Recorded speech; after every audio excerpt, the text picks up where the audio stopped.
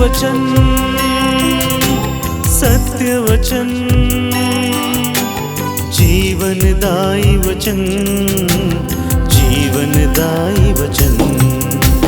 पवित्र वचन, सत्य वचन, जीवनदायी वचन, जीवनदायी वचन, जीवनदायी वचन, पवित्र वचन। पिता और पुत्र और पवित्र आत्मा के नाम पर आमीन। नबी इसायास का ग्रंथ अध्याय 7 वचन संख्या 1 से 9। जब योतान का पुत्र और उजिया का पौत्र आहाज यूदा का राजा था, तो उस समय आराम का राजा रसीन और रमल्याह का पुत्र इज़राइल का राजा पेकह दोनों मिलकर यरूशलेम पर आक्रमण करने निकले, किंतु वे उससे जीतने में असमर्थ रहे। दाऊद वंशी राजा को यह समाचार मिला कि अरामियों ने एफ्राइम में पड़ाव डाला है। यह सुनकर राजा और उसकी प्रजा इस प्रकार कांपने लगे, जिस प्रकार जंगल के पेड़ आंधी में कांपते हैं।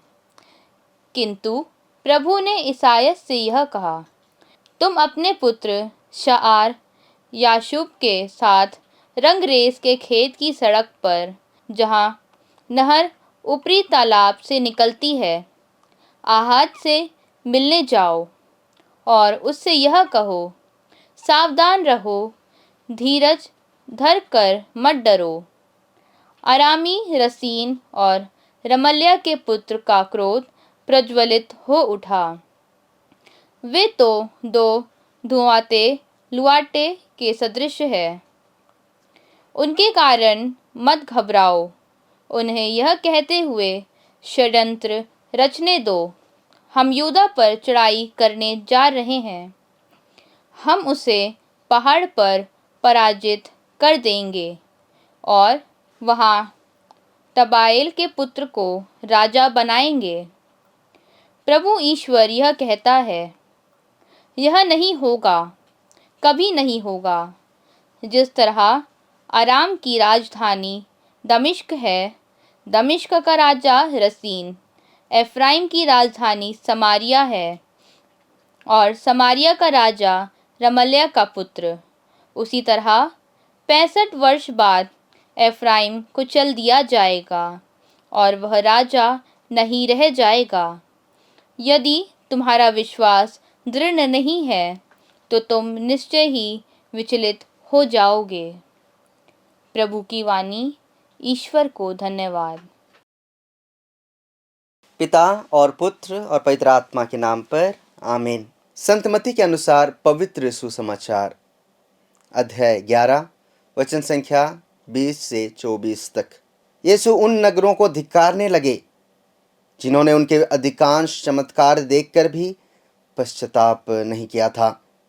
धिक्कार तुझे रे कोरोजेन, धिक्कार तुझे रे बेतसाइदा, जो चमत्कार तुम में किए गए हैं, यदि वे तीरुस और सीदोन में किए गए होते, तो ना जाने कब से टाट ओढ़कर और भस्म रामाकर उन्होंने पश्चाताप किया होता।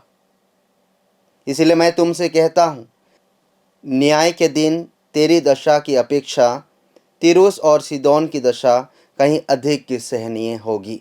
और तू रे कफरनहूम, क्या तू स्वर्ग तक ऊंचा उठाया जाएगा? नहीं, तू अधोलोक तक नीचे गिरा दिया जाएगा। क्योंकि जो चमत्कार तुझ में किए गए हैं, यदि वे सोदोम में किए गए होते, तो वह आज तक बना रहता। इसलिए मैं तुमसे कहता हूँ, न्याय के दिन तेरी दशा की अपेक्षा सोदोम की दशा कहीं अधिक सहनीय होगी। प्रभु का सुसमाचार। हे ख्रिस्त, तेरी स्तुति हो। आइए हम प्रार्थना करें। हे दयालु प्रभु यीशु, हम आपको धन्यवाद देते हैं हमारे सुंदर जीवन के लिए, आज की इस नया दिन के लिए, और प्यारे प्रभु जी, पाए हुए सभी आशीष और कृपाओं के लिए हम आपको धन्यवाद देते हैं। हम धन्यवाद देते हैं प्रभु आपके पवित्र वचन के लिए, आपकी असीम दया और धैर्य के लिए हम तुझे धन्यवाद देते हैं।